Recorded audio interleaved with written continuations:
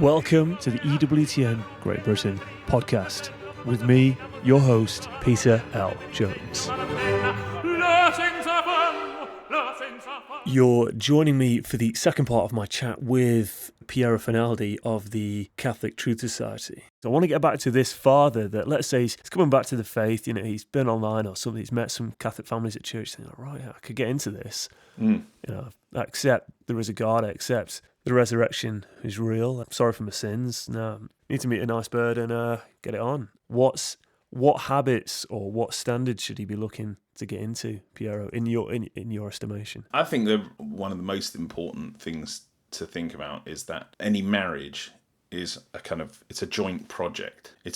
You're starting off on a big kind of lifelong project, and you have to kind of agree kind of before you start. I know many stories of people who have come to an agreement later on, but I think that's always the more difficult, right? Yeah. The more difficult kind of route is that you sort of say, well, where do we actually kind of want to get to? What is it that we want to create? And in the end, you need to look for somebody with whom the project is to create a Christian family, and to say, what we want more than anything else is to kind of help each other to create this Christian family, to help each other to virtue, to help each other to heaven, to be kind of generous with each other and with whatever children God wants to send us.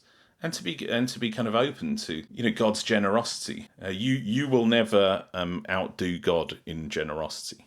No matter how open you are to he'll send you more gifts than you could ever kind of and that you could ever give to God, in a sense.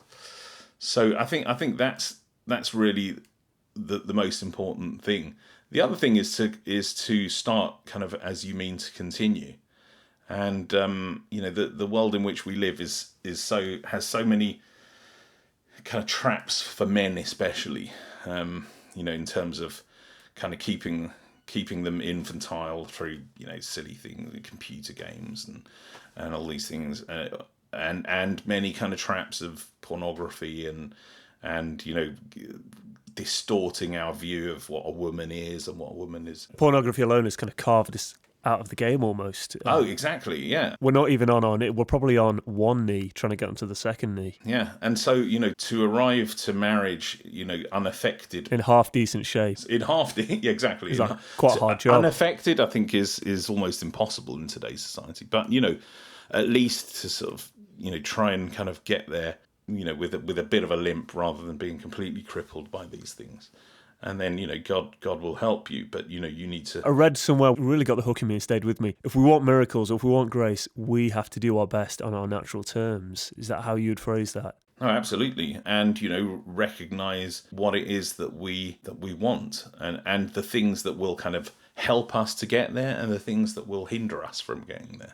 You're saying about planning. St. Joseph made all these plans, and it looked like God had other ideas. So he sent him these dreams, and I would take from that, it is good to make plans. People will say, well, look, we'll just do whatever God tells us to do. But it seems a bit kind of airy, and certainly not really kind of the man talk you want to be instilling in your fellow man. It is good that we make plans, and if they're the wrong plans, well, look, it's on the Lord to... If we've made them in good faith and with prayer, and if the Lord thinks they're the wrong plans, then it's incumbent on him to send us a dream or some other kind of circumstances or sign. Yeah, absolutely. I mean, my mum always used to tell me, look, don't worry, God is an excellent chess player. And what she meant by that is that, there are 100 million different ways of getting to the end of the game, getting to where he wants us to get to.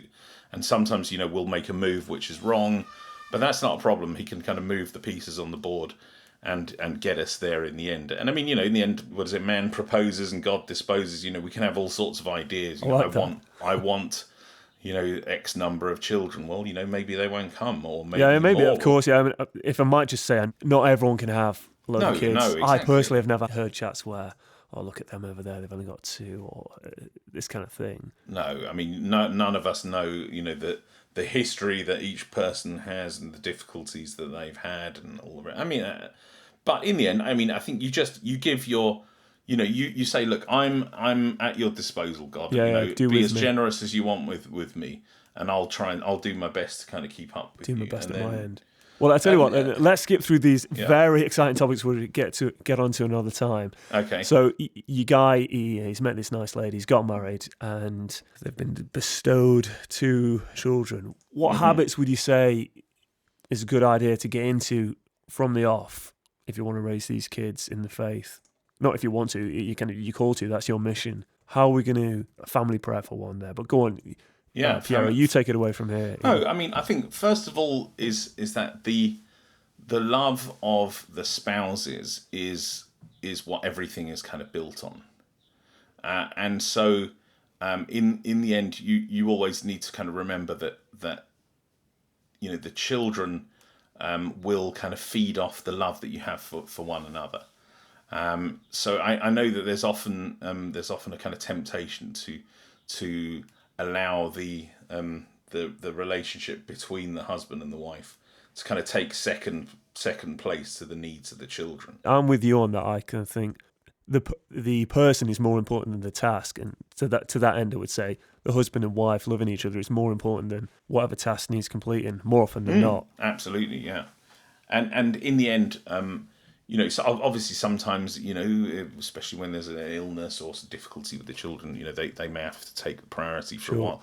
But in the end, you have to realise that they will be so happy to see their parents kind of in love and loving each other that they won't mind if, every so often that takes priority. In fact, they love to see that. So I think that's really important. And the other thing is that I think one of the lies that we're told by the world is that, having children is like a stage in your life. So you put your life on hold. Yes. You have like a couple of kids and then you go back to your life. Yeah. And I don't know. Piece it back together as best you can. Yeah, we've just sort of thought, well, no, having children is just part of your life and you carry on living your life and you carry on doing fun things and doing kind of interesting things, and there's very little that you can't do with children. So glad you said that. I mean, I remember we went up to Scotland a few years ago, and we had our number 5, Virginia, who was 3, I think, and I'd always wanted to go on a kind of hike around kind of Loch Lomond, and we didn't have one of these kind of backpacks or anything, and so we thought, well, let's just see how far we can go with the kids, and we were just sort of traipsing through the forest and the hills for about kind of 3.5 hours with this 3-year-old, and she was absolutely fine. I mean, you'd be amazed at the things that you can do, even with little ones. Sure, and that human history's been doing for most of its history. Yeah, exactly. What would you say, even when I was growing up, parents would be, I suppose, certainly with my mum's Irish, I always felt it was the Irish, they would be more stoic in each other's presence. You wouldn't see parents hugging and kissing and being more affectionate than maybe I think you would now. Again, this can be sometimes wishful thinking and all this kind of stuff, but I think culture, has it resulted, in your opinion, in kind of more displays of affection between parents, or has it led to this, kind of made that more possible? Yeah, I think so, and I think certainly. I think no bad thing.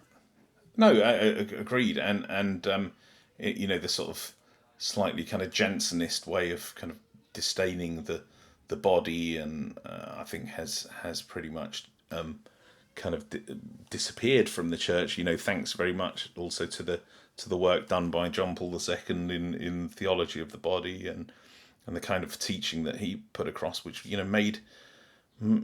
Gave a kind of way of looking at marital love, which gave it such a dignity, such a beauty, such a kind of wonder, and such an importance within the kind of faith of the family as a kind of window into the love of God.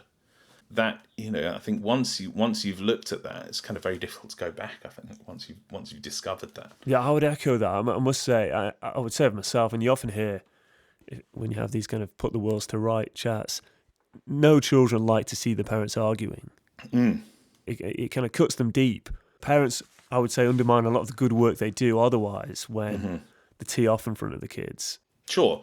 But on the other hand, the important thing, if that does happen, is that the children also see that we apologise to each other, and that we, and that gives them a kind of an example to imitate. That you can Be kind humble. of have a little fight with or even sometimes a big fight with your spouse. family members, Yeah. but then you can forgive each other, and that's in a sense, why there are marital consolations which go beyond, simply kind of agreeing to kind of make up. That's what they're there for. We'll come on to those consolations another time. Yeah. Tell me, Absolutely. there's just so many goodies to get stuck into. Yeah.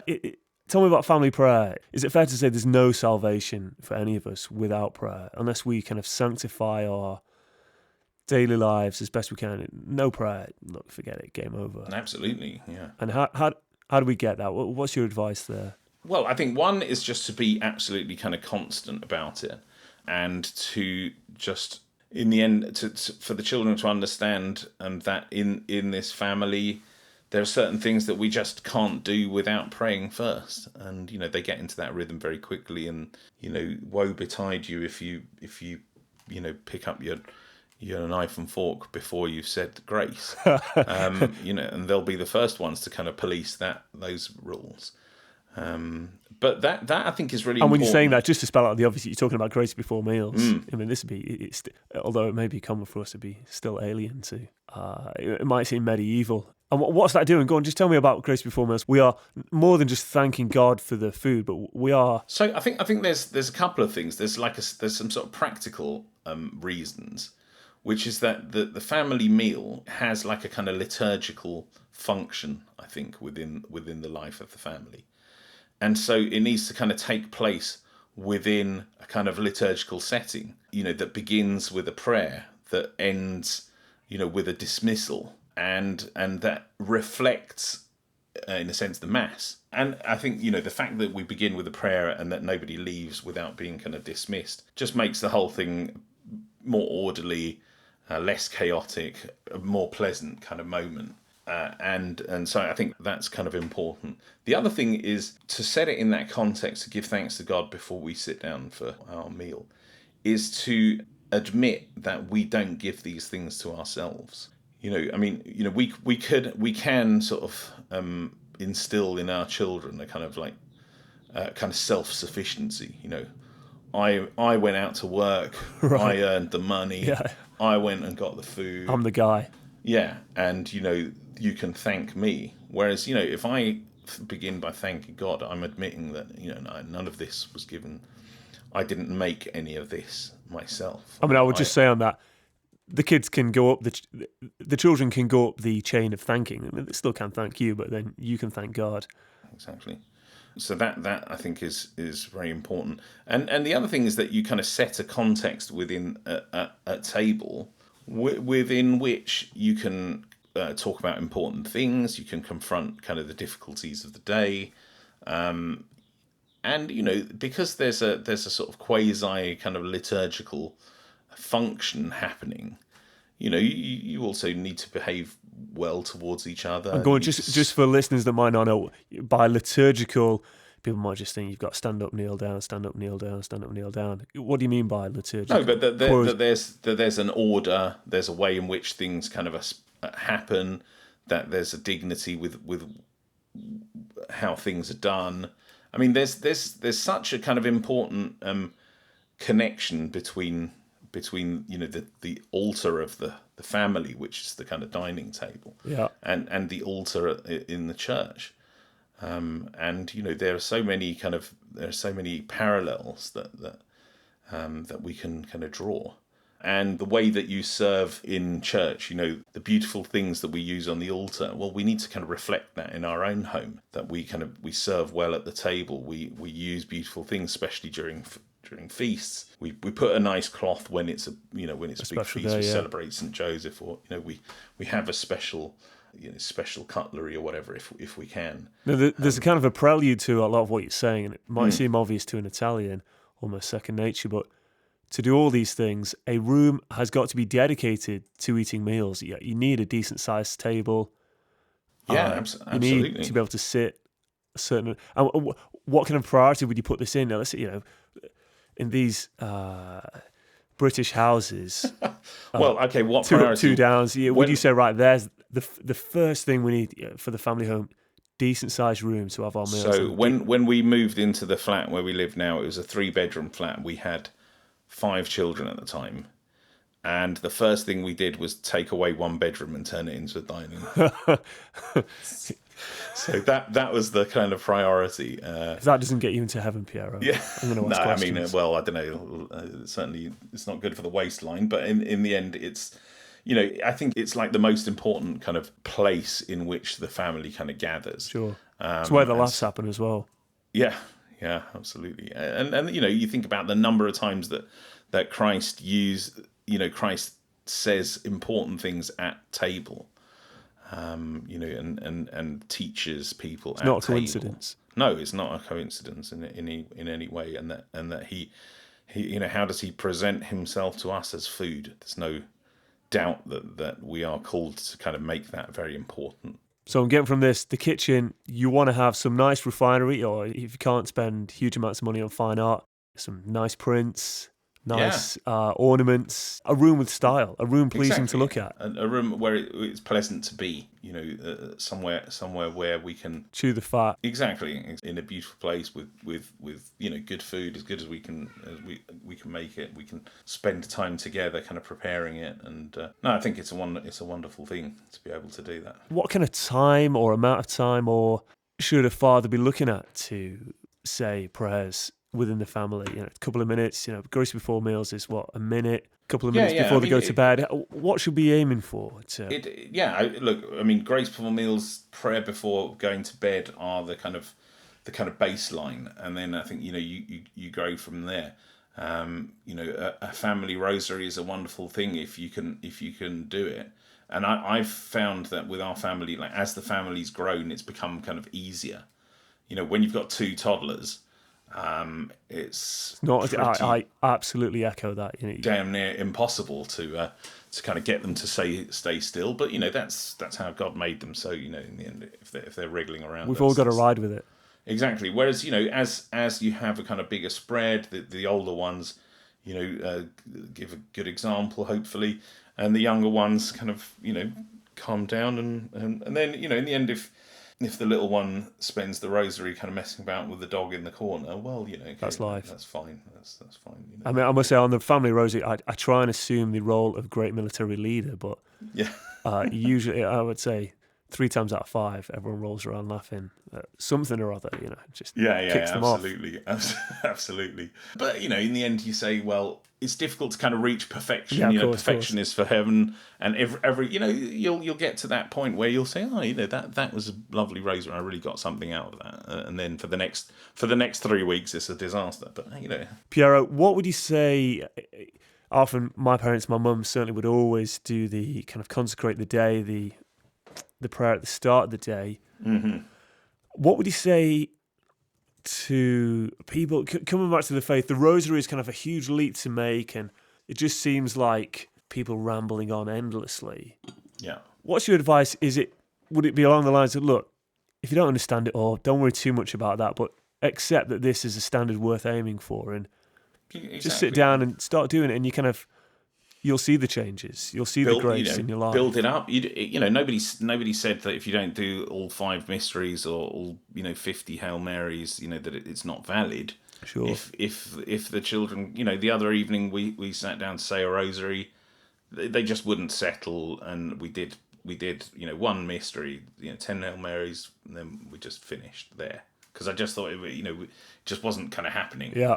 And I'm sure we did what we could.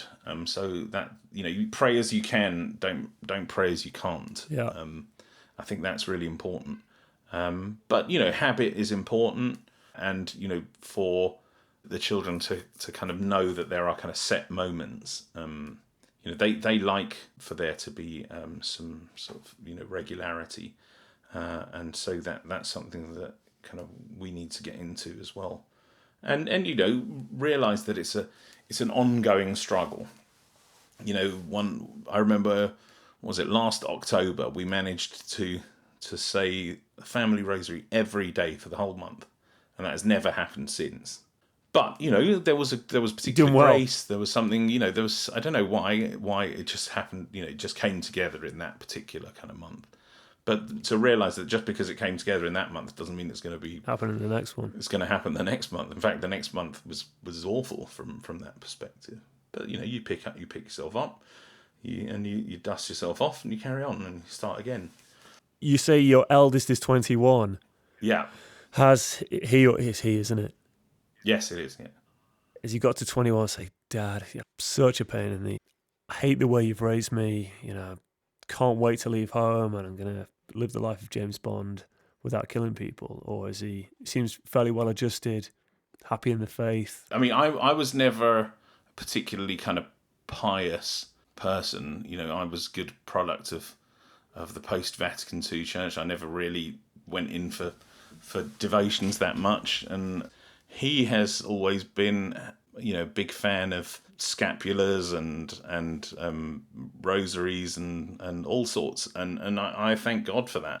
And in a sense, the great thing is that he has a kind of very different spirituality to me, which keeps me kind of from thinking that that was all kind of my that it was my doing. Yeah. And so he has a particular kind of spirituality, particular faith, which is completely different to yours. Quite different to mine, yeah. And yet something that I've learned. He is absolutely has been going on at me for a couple of years now to enroll myself into the brown scapular. Oh, right.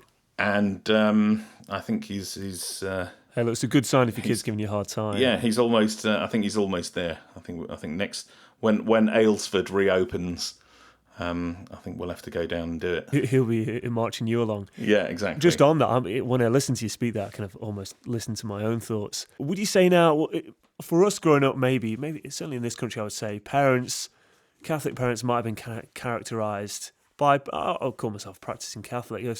You love your parents, but at the back of your mind you think, well, they're just not that cool. And look, once I get the chance, I'm going to just not jettison everything they've told me, but I'll be parking a few things by the side. Mm.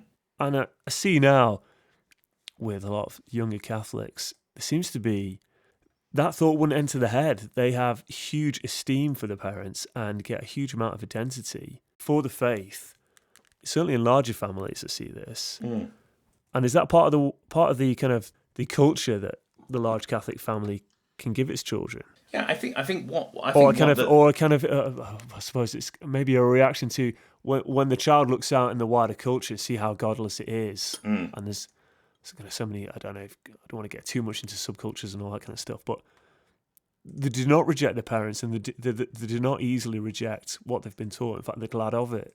It seems to be a phenomenon going on now. No, I think partly it's a question of being countercultural.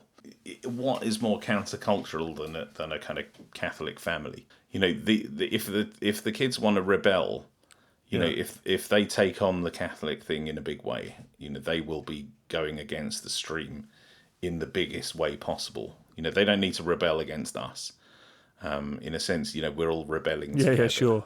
You're poster guy for rebellion. Well, yeah, we're all rebelling together, and if he wants to go and kind of rebel in his particular Catholic way, getting big into the kind of pro-life right, world, which was not something that I'd ever particularly kind of got involved in. Well, great. Well, yeah, I must say there's a whole massive social scene there now. Yeah, absolutely, exactly. But this isn't a kind of. I do take the point about rebellion, but in rebellion, when you're young, it's kind of a vanity, really, kind of a fleeting identity. But it does seem to be a bit more than that for a lot of these young Catholics that I meet. They're pretty serious. But in the sense, rebellion in the sense that you see around yourself, especially they see around themselves with their peer groups, a huge amount of kind of conformity, and conformity which doesn't lead particularly to happiness, doesn't lead particularly to kind of good outcomes, and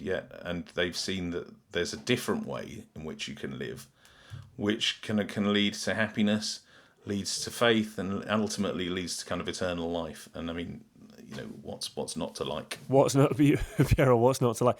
Piero, I've enjoyed your candour and look forward to getting stuck into. My list is enormous. All right, I look forward to taking up any one of those other topics. Good, yeah. Piero, it's been great chatting. Thank you very much. It's been lovely chatting with you as well.